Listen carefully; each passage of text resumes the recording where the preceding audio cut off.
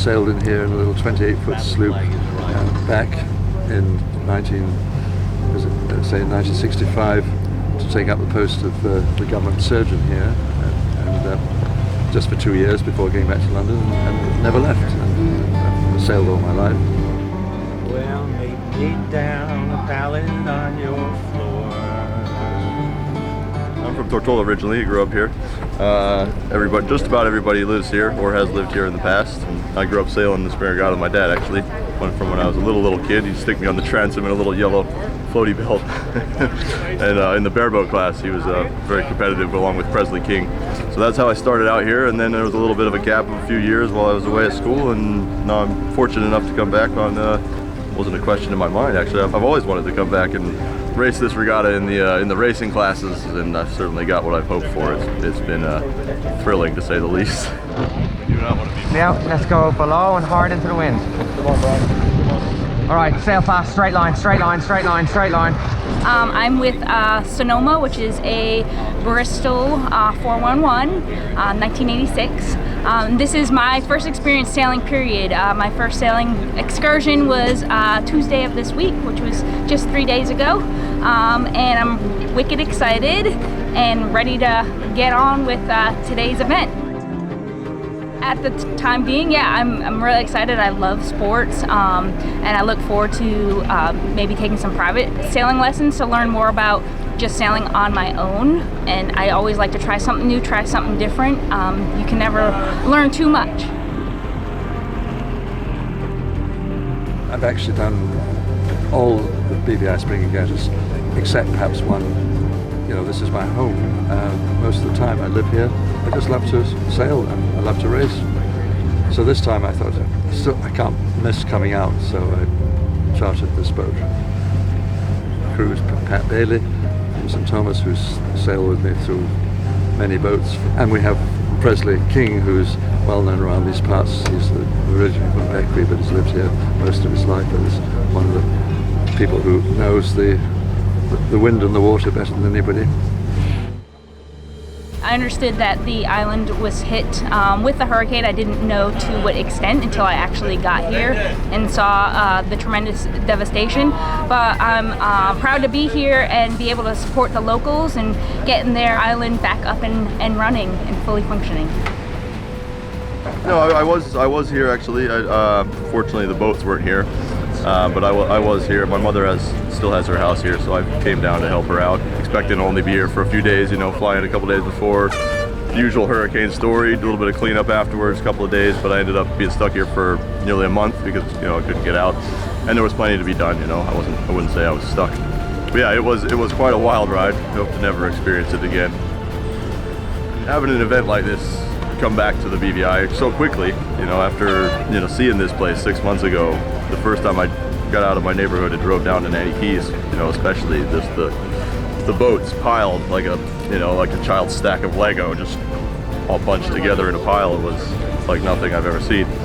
And so to have everybody come back with so much enthusiasm, you know, and such good numbers, considering how many boats were left to sail, to see this many boats come back and race at the Regatta is really, really nice to see. And, you know, sailors are a big supporter of the environment and cleaning up, but because they rely on the environment, the beautiful ocean and the breeze, to do what we love to do. And so it's good to see everybody here supporting and doing beach cleanups, and here spending money to help the economy recover. There's still many people living in shelters, you know, that are homeless. And, you know, on the one hand, yeah, in a bigger country, there'll be a lot more money involved in the recovery. It's a lot harder to come by the funds down here. We just have a smaller economy. But on the other hand, it's a smaller community. So you look at even just the bigger islands like Puerto Rico, they have so much more on their plate to rebuild. Whereas people know each other a lot more here. And you notice that the smaller the island, the faster it recovered. Then really it's going to be probably 10 years before we see the end of the effects of Irma. You know, we're off on the right foot.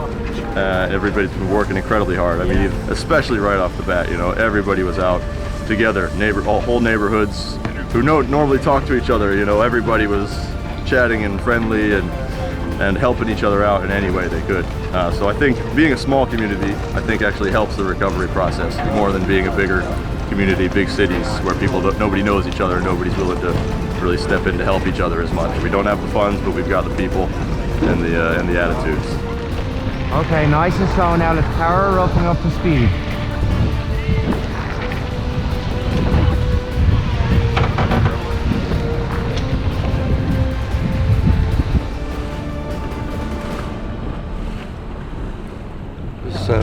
It was pretty exciting going through the hurricane.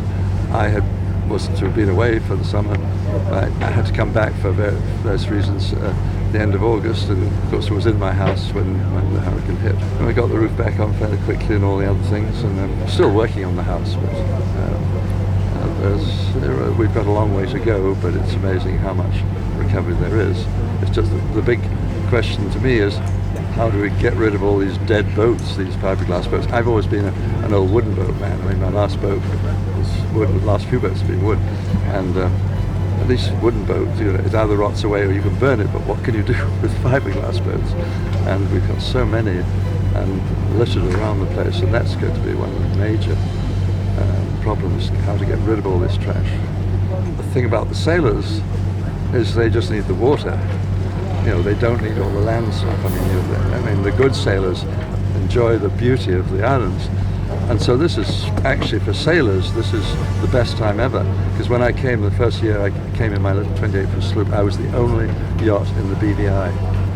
And, you know, that's a long time ago. And, you know, it was just perfect sailing around. Right now, it's the best time to come. And so I think a lot of the sailors, real sailors, have come down for that reason.